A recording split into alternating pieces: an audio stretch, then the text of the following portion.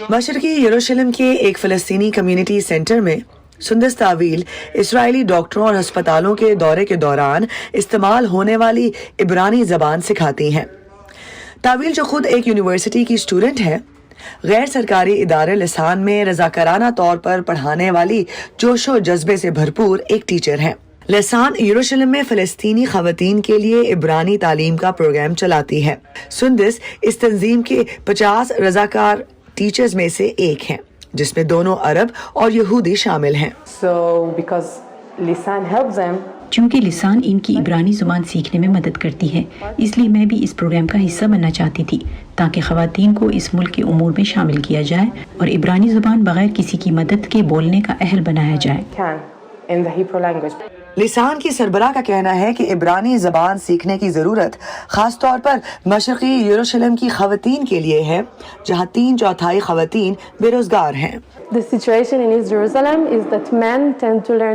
مشرقی یروشلم میں صورتحال یہ ہے کہ مرد اپنے کام کی وجہ سے عبرانی زبان سیکھتے ہیں۔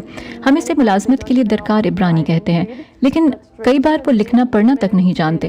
لیکن روایتی طور پر خواتین گھروں میں رہ کر خاندان، بچوں اور گھر کی دیکھ بھال کرتی ہیں اور انہیں عبرانی زبان سیکھنے کا موقع نہیں ملتا، لہٰذا ان کا بہت زیادہ انحصار اپنے خاندان کے افراد اور اپنے شوہروں پر ہوتا ہے۔ لسان ہر سال 500 سے 400 خواتین کے لیے عبرانی کی کلاسز کا انعقاد کرتی ہے۔ یروشلم کے پرانے شہر سے تعلق رکھنے والی سہیر ایسپٹن کو اپنی عبرانی زبان کی اہلیت پر فخر ہے۔ انہوں نے لسان کے نصاب کے 4 درجے مکمل کیے ہیں۔ اب وہ نوکری تلاش کرنے کی مہارت کے حصول سے متعلق لسان کے جدید کورسز میں حصہ لیں گی۔ ایک عرب عورت کے لیے ضروری ہے کہ وہ اپنی روزمرہ زندگی کو چلانے کے لیے عبرانی زبان سیکھے۔ ہسپتال میں، اس کے بچوں کے اسکول میں جہاں عبرانی بولنے والے اساتذہ ہیں، کالج میں، صحت کے مراکز، سوشل سیکیورٹی اور پوسٹ آفس میں، ہر جگہ۔ اسرائیل نے 1967 کی 6 روزہ جنگ میں مشرقی یروشلم پر قبضہ کر کے بعد میں اس شہر کو اسرائیل میں ضم کر لیا تھا، جسے کئی ملک تسلیم نہیں کرتے۔ بعض فلسطینیوں کا کہنا ہے کہ عبرانی زبان سیکھنا مشرقی یروشلم کے اسرائیلی انضمام میں تعاون کرنے کے مترادف ہے۔ لسان کی ڈائریکٹر اس سیاسی دشواری کی صورتحال کو تسلیم کرتی ہیں، لیکن وہ پروگرام میں پائے جانے والی بقائے باہمی کا بھی خیر مقدم کرتی ہیں۔ ہمارے بہت سے رضاکاروں کے لیے یہ مشرقی یروشلم کی خواتین سے ملاقات کا پہلا موقع ہے، اور ہمارے بہت سے طالب علموں کے لیے اسرائیلیوں کے ساتھ کوئی اچھا اور مثبت رابطہ ہونے کا پہلا موقع ہے۔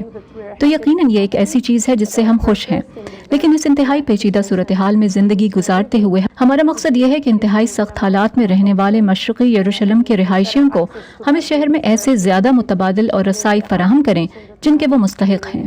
اندازے کے مطابق کووڈ کی عالمی وبا سے پیدا ہونے والے اقتصادی بحران سے پہلے بھی مشرقی یروشلم میں رہنے والے تقریباً 75% فلسطینی غربت کی سطح سے نیچے زندگی گزار رہے تھے۔